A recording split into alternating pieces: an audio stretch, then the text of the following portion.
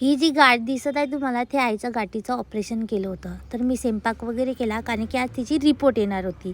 तर मग मी स्वयंपाकीन केलं, जे रात्रीचं जेवण होतं ते दिव्याला देऊन दिलं. दिव्याला खूप आवाज दिलं, पण ते काही दिसलीच नाही. मग का तिथं भात होतं, म्हणलं जाऊ दे मी टाकून देतो. बाजूला पाहतो तर कोण, दिव्या येऊन होती बाजूला. तिनं तर भेवाळूनच टाकले. मग मी घरी गेली, लवकर काम वगैरे केलं, जेवण घेऊन गेली.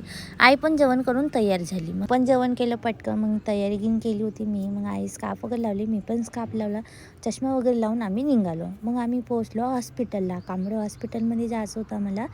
तर अजय कांबळे सरांपाशी पोहोचलो आम्ही. मग पप्पा आले, पप्पा वगैरे आली का म्हणे रिपोर्ट. मी म्हटलं नाही पप्पा याचीच आहेत. मग आम्ही दोघं वाट पाहत होतो, आई आणि मी.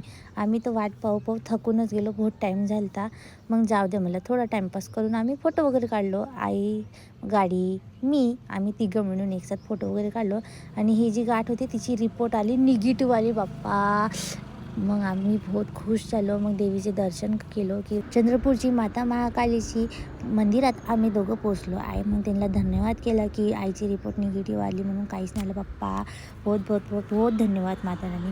मग आम्ही पोचलो घरी. मग मी शॉपमध्ये गेली. शॉपमध्ये जाऊन बघतो तर माझा पार्सल येऊन होता. तर टी शर्ट बोलवली होती मी. टी शर्ट तर होती खूप छान, पण पातळ असल्यामुळे मी ती रिटर्न केला. मग वहिनीने ढोकळा बनवला होता, एक नंबर ढोकळा बनवला होता, वाव.